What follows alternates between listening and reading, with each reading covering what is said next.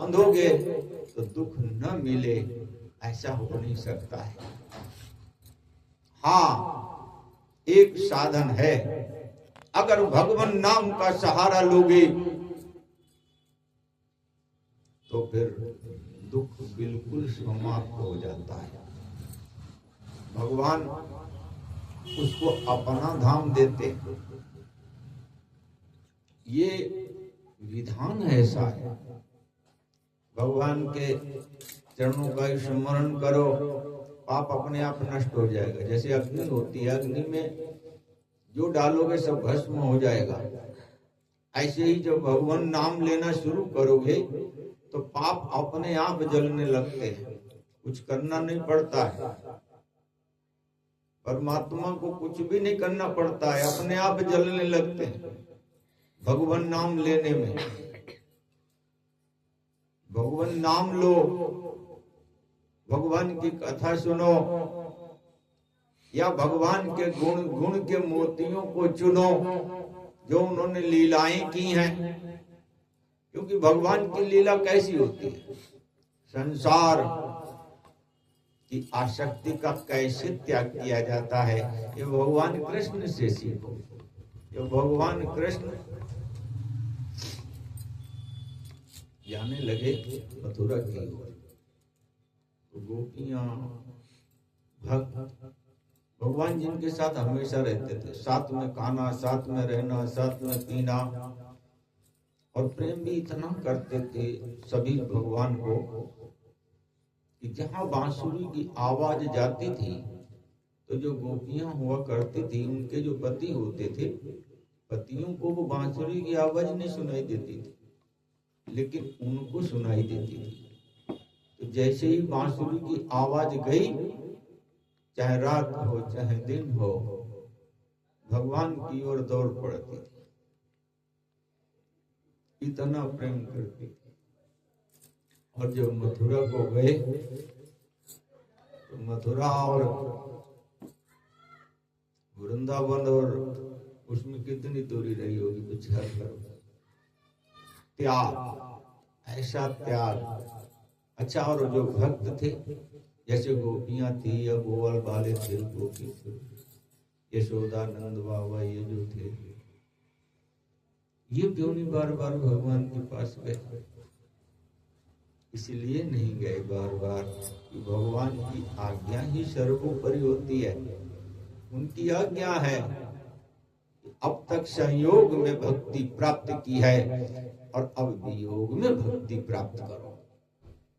संयोग, भगवान के साथ में रहने का जो सुख और आनंद प्राप्त करते हुए तुमने जो परम ब्रह्म परमेश्वर को भगवान कृष्ण के रूप में जाना है, माना है, वही तुम वियोग के रूप में भगवान परम ब्रह्म परमेश्वर को कृष्ण के रूप में जानो, मानो। राधा राधा बार बार कहा जाता है। रुक्मिणी दोनों ही भगवान की महाशक्ति है ये, क्योंकि रुक्मिणी जी का नाम कम लिया जाता है,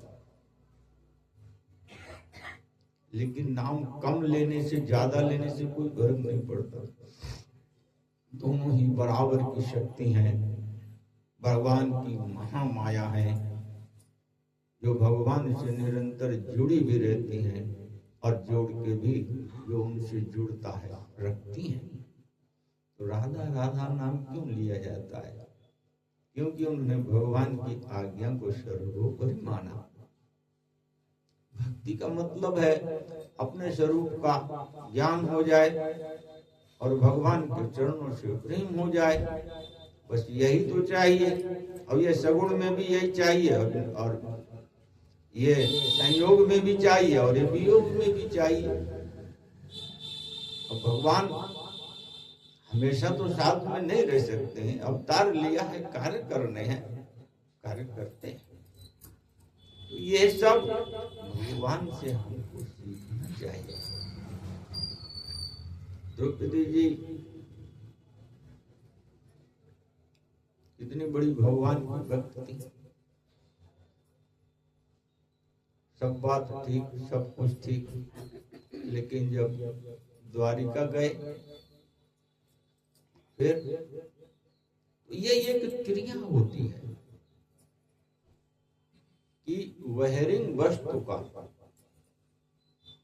त्याग करना ही होता है, क्योंकि जब तुम अपने स्वरूप में रहोगे, ये भगवान की लीला है, जब तुम अपने स्वरूप में रहोगे तो उसके लिए संसार का त्याग जरूरी है। हाँ, काम पूरा हो गया, अब उसका चिंतन किस लिए, अब उससे जुड़ने के लिए क्या जरूरत है, जब काम पूरा हो गया। तो इस तरीके से भगवान से ये सीखो कि जो चीज हमारे लिए भगवान से नहीं जोड़ पा रही है उसका त्याग करो, वही त्याग है सच्चा। और जो भगवान से जोड़ के रखती है उसको अपने पास रखो और उससे जुड़े रहो, यही तप होता है।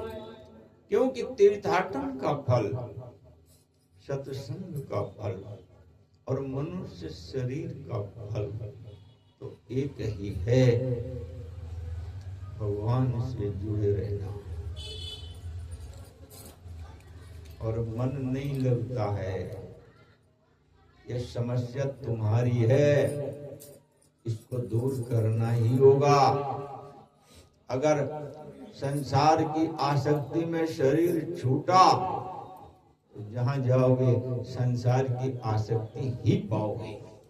वहां न सत्संग होगा, न वहां ज्ञान होगा, वहां सिर्फ भोग होगा। जो किया है, चूहे बिल्ली कुत्ते जो इन्होंने किया वो भोग रहे हैं, भगवान से नहीं जुड़े।